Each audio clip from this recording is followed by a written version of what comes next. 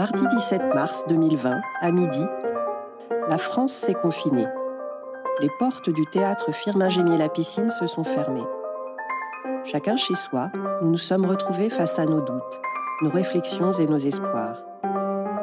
Nous avons proposé aux membres de l'équipe, aux artistes de la saison 20-21, aux spectateurs et aux partenaires de partager avec nous leurs ressentis sur ce moment inédit que nous vivions. Nous avons reçu près de 70 contributions et les avons compilées en un recueil, Les paroles de confinés. Dans cette série de 4 podcasts, nous vous proposons d'en découvrir quelques extraits choisis, lus par Marc Jancourt et mis en musique par Nicolas Dossi. Épisode 1, Introspection.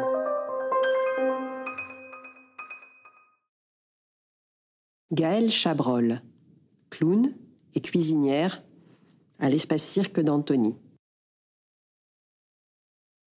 Il est 11h45. Je suis immobile, assis sur la terrasse de cette maison que j'aurais dû quitter la veille. Je suis pas chez moi. C'est juste pour quand je travaille ici, à Bourg-Saint-Andéol, au pôle cirque de la Cascade. Mais depuis hier, je n'ai officiellement plus de travail puisque tous les événements culturels sont annulés. J'ai décidé de rester là, parce que de toute façon, quand la Cascade réouvrira dans quelques semaines, je serai déjà sur place. Je me sens oppressé. Je regarde ma montre. Dans 10 minutes, officiellement, commence ce que tout le monde appelle désormais le confinement. C'est un peu anxiogène. Un confinement, pour moi, ça rime avec étouffement et renoncement. Enfin, en gros, ça sonne mal. J'ai été marcher dans la nature ce matin, histoire de m'imprégner d'odeurs, de couleurs, d'air pur et du printemps qui ne saurait tarder. Ironie du jour, le ciel est d'un bleu profond et le soleil est radieux. J'ai même fait des photos, au cas où je ne pourrais plus ressortir, histoire de ne pas oublier. J'ai l'impression d'être un prisonnier quelques heures avant son incarcération, dernière minute de liberté. Et puis la cloche de l'église sonne les 12 coups. Midi. Mon cœur bat plus vite. Nous rentrons officiellement dans une ère que je n'avais jamais connue. Celle de la privation de liberté.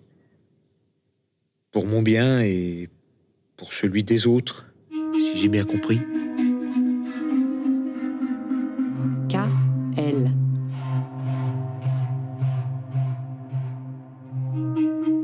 Dans un premier temps, mais j'ai été choqué. Peut-être encore aujourd'hui, car même si je suis présent à ce que je fais au quotidien, je n'intègre toujours pas ce que nous traversons en ce moment. Franchement, mais c'est quand même irréel ce que nous vivons. J'ai vu ça qu'au cinéma, personnellement.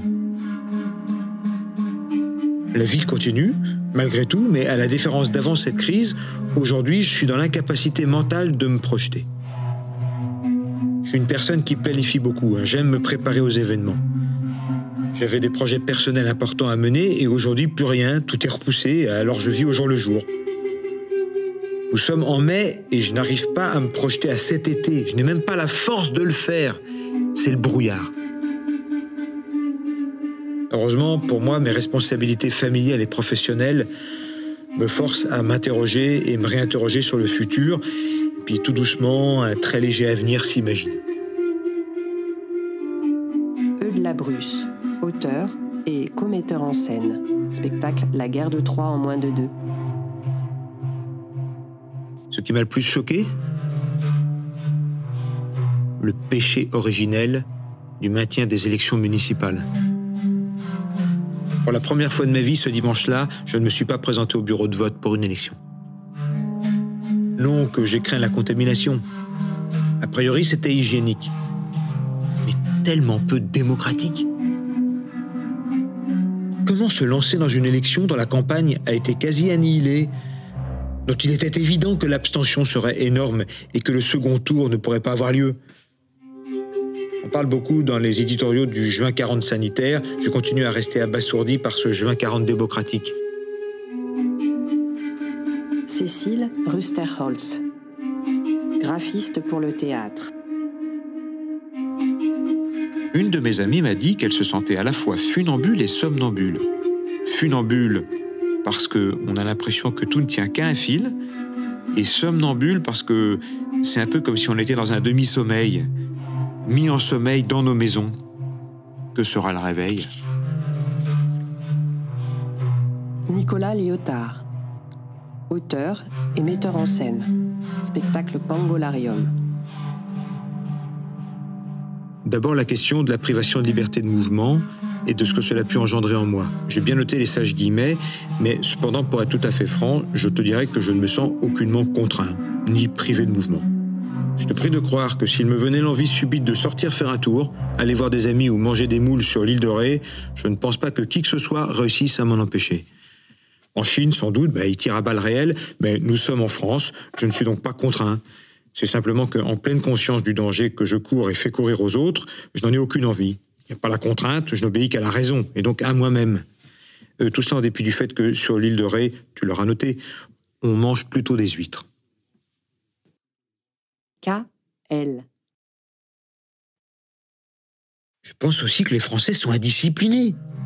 Et ils ont sous-estimé très gravement cette crise sanitaire. Au début, c'est dommage, certaines vies auraient pu être épargnées, selon moi, si les consignes avaient été strictement appliquées. Encore, aujourd'hui, certains ne les respectent qu'à moitié, c'est irresponsable.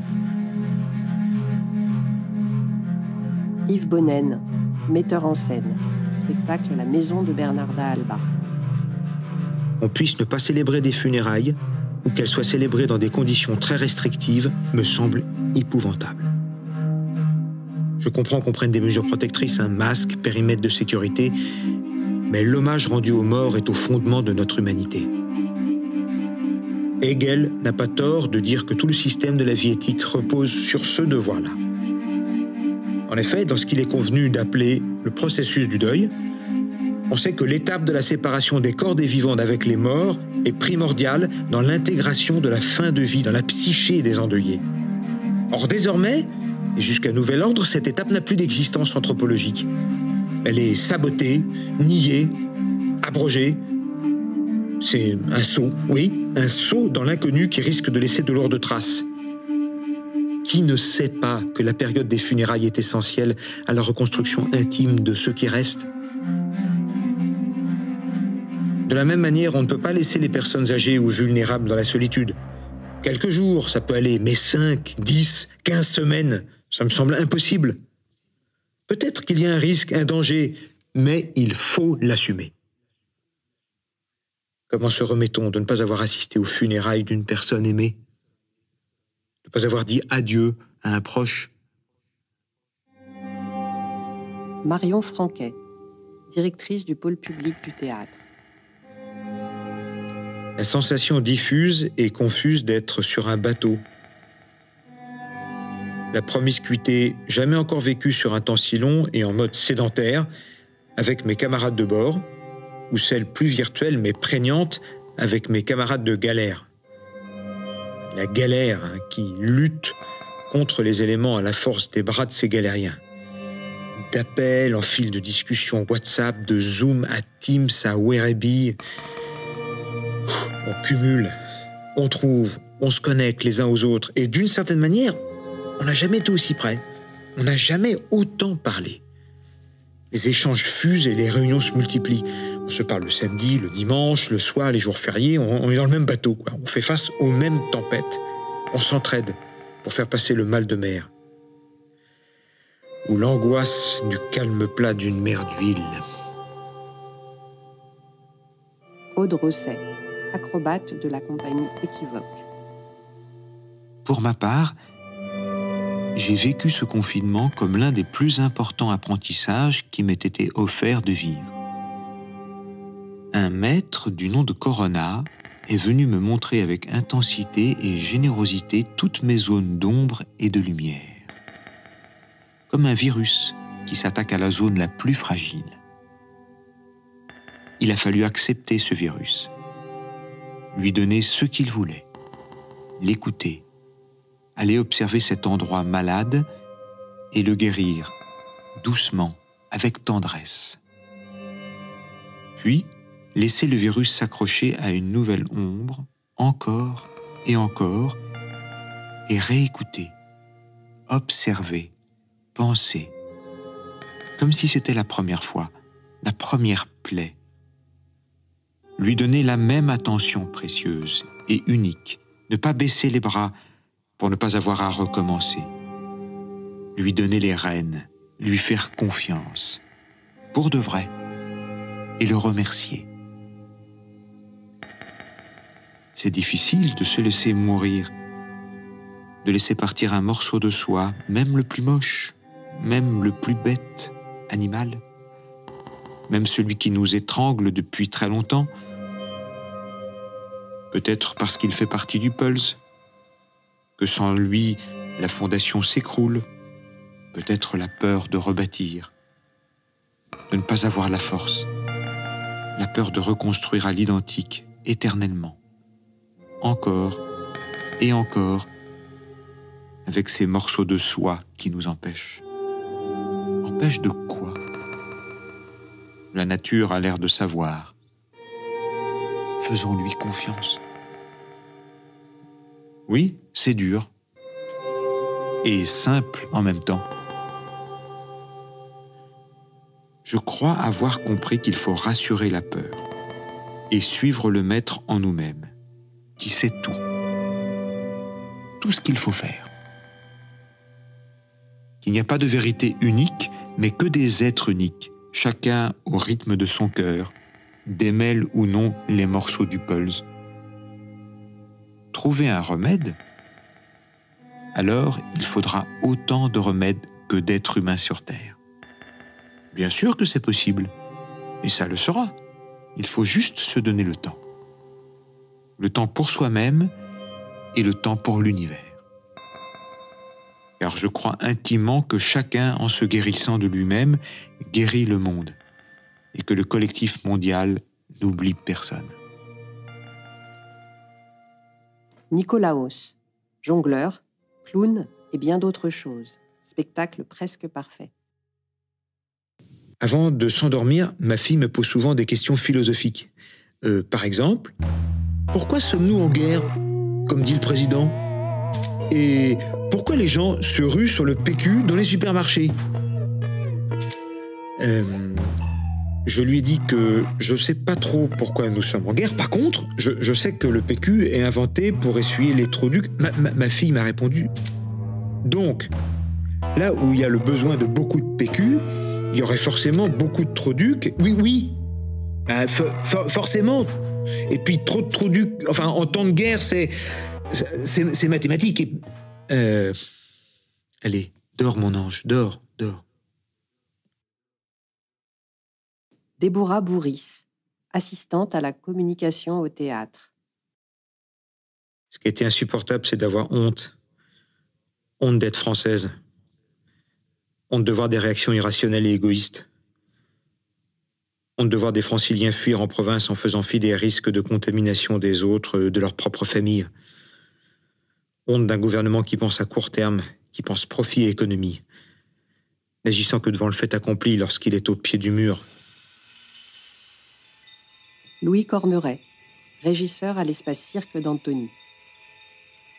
Mon pire souvenir serait lorsque j'ai dû aller chercher quelques affaires à moi dans un village à 50 km d'où je suis. J'ai eu le sentiment d'être hors la loi, dans un pays où il fallait fuir les gendarmes et craindre la dénonciation. Je suis passé la peur au ventre par toutes les routes de campagne, espérant que l'uniforme ne serait pas au prochain croisement. Je dis la peur au ventre, car comment être sûr qu'ils puissent comprendre la nécessité d'avoir un groupe électrogène, des outils de jardin, des graines et diverses autres choses pour un confinement dans un champ. Au-delà de l'amende, c'était le sentiment d'être dans les conditions des passeurs de ma région en 1944. Bon, conscient que pour moi, le risque n'était que de 135 €. Victor de Oliveira, comédien et metteur en scène. Spectacle Incendie. Au moment où je vous écris, il m'est encore difficile de savoir exactement ce que ce moment particulier a véritablement engendré en moi. Ce qui est sûr, c'est que ce moment est propice à l'introspection, aux souvenirs, et même aux réminiscences les plus variées, et bien souvent les plus inattendues. Le rapport à la privation de liberté est quelque chose que je connais depuis tout petit, étant né et ayant vécu mon enfance dans un pays en guerre. Néanmoins, les souvenirs qui me viennent le plus souvent, depuis que je suis confiné dans mon appartement parisien, ne sont pas vraiment liés à ces années de guerre, mais plutôt à mes premières années d'exil, sans que je puisse vous répondre s'il s'agit véritablement de mes meilleurs souvenirs de confinement, ou l'inverse.